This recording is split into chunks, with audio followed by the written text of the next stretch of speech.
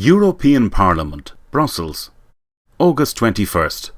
Parliamentary hearing. President.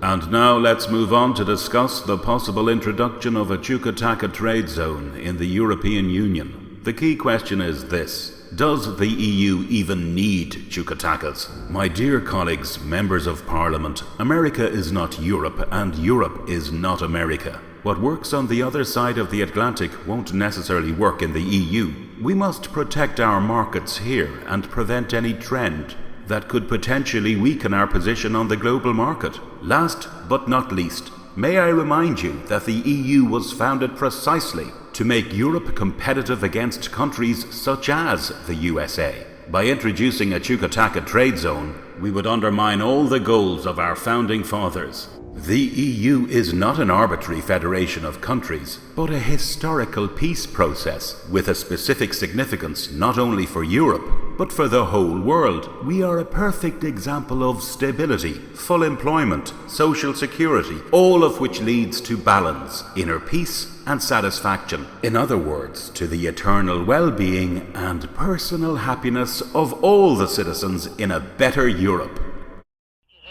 Outside the Parliament building, hundreds more EU police officers dressed in raven black drove to the aid of colleagues attempting to keep in check the jostling crowd of wildly shouting young people, enraged students and the pensioners and jobless that had joined them. The noise was threatening to drown out any other sound.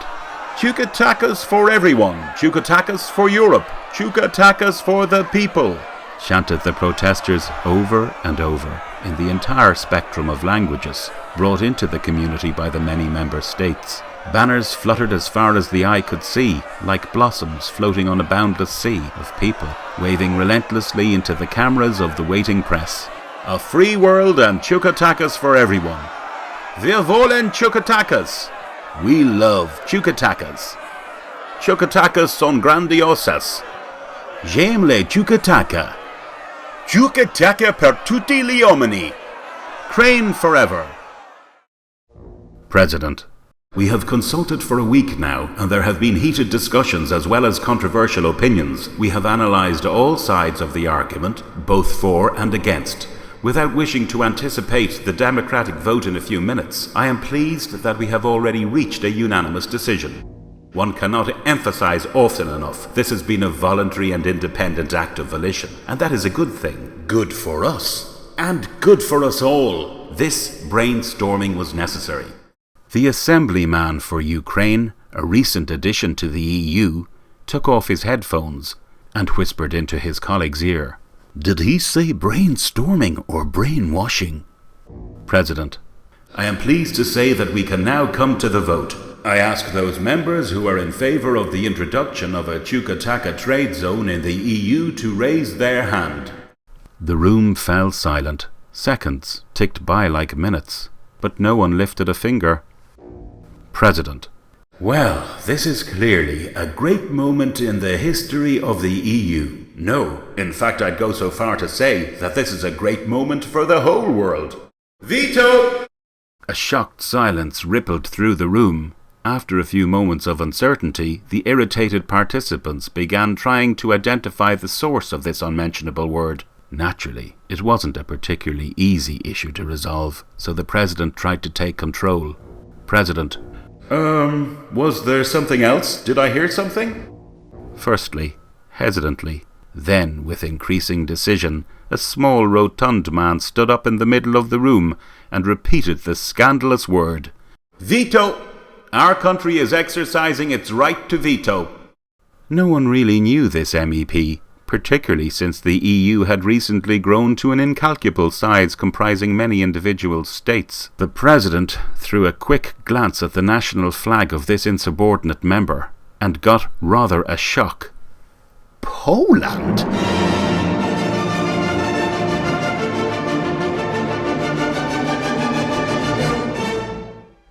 The news presenter of French national television jammed his earphone to his ear as if he couldn't or didn't want to believe quite what he was hearing. We're live! You need to start talking! The producer yelled at him. Bonjour, mesdames et messieurs. This is Henri Chacal for French National TV. Here, behind me, you can see the crowds gathered outside the Parliament building in Brussels to protest. We've just received some startling reports about a disaster. A veto. Good morning, viewers. My name is Mortimer Brown, reporting live for CMN outside the European Union Parliament building, where a sensational event has just taken place. The member for the small, African state of Poland has just issued a veto. It appears that there will be no ban on a Chooquatacka trade zone in the EU. But what's that got to do with Africa? Find out after the break. Stay tuned. This is Mortimer Brown for CMN. See more news. Hallo, meine Damen und Herren. This is Hans Meinhofer for German television. Once again, it seems scandal has broken out between Germany and Poland. Polish revisionists apparently want to exploit their vote on the Chooquatacka trade zone in order to give weight to old demands for the non-receipt of war reparations. The Second World War. In the meantime, the throng of people gathering in Brussels' Old Quarter was growing by the second. They had come together in a peaceful manner to echo the watchwords of the French Revolution. The demonstration had been organised by pacifist organisations who believed that Chooquatackas should be introduced in the EU, as the world was ready to overhaul the old economic and societal systems. Hundreds of educated-looking protesters, both young and old, spoke to people on the street, gave interviews and talked about their ideas. Here and there, little groups clumped together to sing. Young people brought their instruments along, mainly guitars, but also violins and flutes, and played songs like Blowin' in the Wind, Heal the World, and Power to the People, which had previously changed the world. In the city centre, someone had set up a colourfully painted sculpture which was being scaled by dozens of young people armed with spray cans. At the top were the words, "Chooquatackas are the symbol for freedom." "We want to show people there's a different way," said a young student into a reporter's microphone as he readjusted his glasses.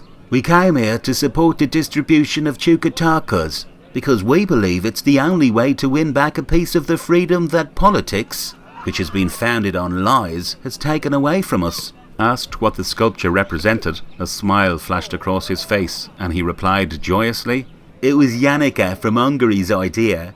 It symbolises a tree. We're going to build it live, here and now, to give it extra meaning."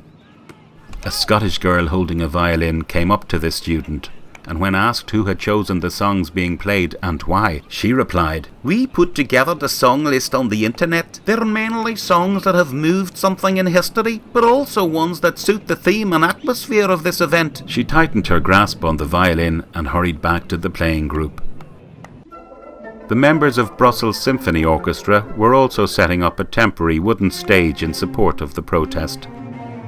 The chairs were already there, so all they needed to do was to take their seat. The first violinist looked up to the sky, checked the weather, and signalled to the others to tune up.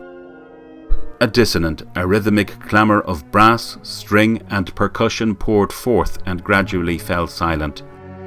On the left side of the platform, a choir was arranging itself in 4 rows.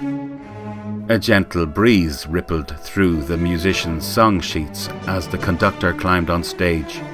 He shook hands with the first violinist, stood in front of the orchestra, glanced at the choir, and gave the sign to start. "Joy!"